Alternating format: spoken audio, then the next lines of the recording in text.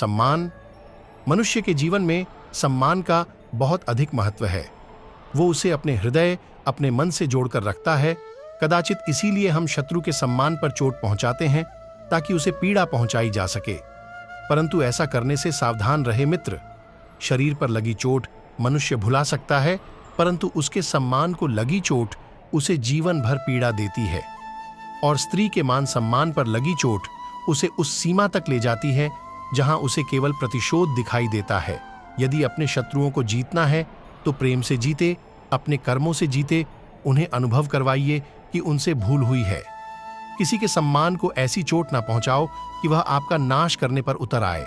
स्मरण रखिए, किसी का अपमान करके आपका हृदय को कदाचित थोड़ा संतोष आ जाए, परंतु उस अपमान से आप कई हृदयों को आघात पहुंचाते हैं और अपने लिए एक शत्रु और बढ़ा लेते हैं।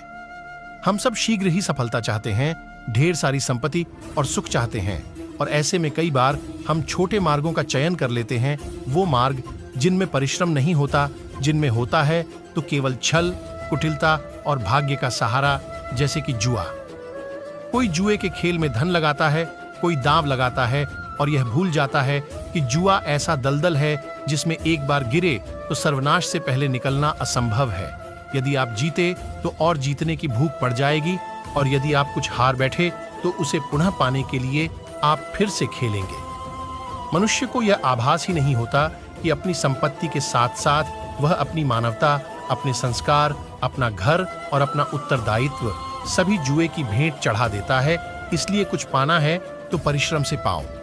यदि कुछ जुए में जीता तो वह उतना शीघ्र ही खो दोगे, क्योंकि उसे परिश्रम से पाया नहीं गया है, और उसकी रक्षा करने के लिए आपके मन में स्वाभाविक प्रयास भी नहीं होंगे। अपनाना सीखो, ठुकराना भी सीखो। जहां पर इज्जत ना हो वहां से उठकर जाना भी सीखो। इंसान क्या है? बस परिस्थितियों से बना हुआ एक पुतला है। खुशियों का कोई तय रास्ता नहीं होता। हर इंसान को अपने लिए खुद ही रास्ता बनाना होता है। यह बात जिसने जान ली, समझो खुशियों ने उसका पता लिख लिया। जितना त्याग करोगे उतना प्राप्त करोगे। लोग क्या कहेंगे? पहले दिन हंसेंगे, दूसरे दिन मजाक उड़ाएंगे और तीसरे दिन भूल जाएंगे। इसीलिए लोगों की परवाह मत करो। करो वह जो उचित हो, जिसमें तुम खुश हो। याद रखना, जिंदगी तुम्हारी है, लोगों की नहीं। कोई तारीफ करें तो तुरंत नाचने मत लग जाना, याद रखिए। तारीफ के पुल के नीचे मतलब की नदी बहती है। समस्याएं हमारे जीवन में बिना किसी वजह के नहीं आती। उनका आना एक इशारा है कि हमें अपने जीवन में कुछ बदलना है। जिंदगी की सबसे अच्छी और खराब बात यह है कि हमेशा नहीं रहने वाली। ये एक उम्र के बाद सभी को समझ में आने लगती है। आनंद मनुष्य के भीतर ही निवास करता है, परंतु मनुष्य उसे स्त्री में, घर में और बाहरी सुखों में खोज रहा है। श्री कृष्ण कहते हैं कि मनुष्य को वस्त्र बदलने की आवश्यकता नहीं है, आवश्यकता हृदय परिवर्तन की है। श्री कृष्ण कहते हैं कि मनुष्य को अपने मन को बार बार समझाना चाहिए कि ईश्वर के सिवाय उसका कोई नहीं है। साथ ही यह विचार करना चाहिए कि उसका कोई नहीं है, साथ ही वह किसी का नहीं है।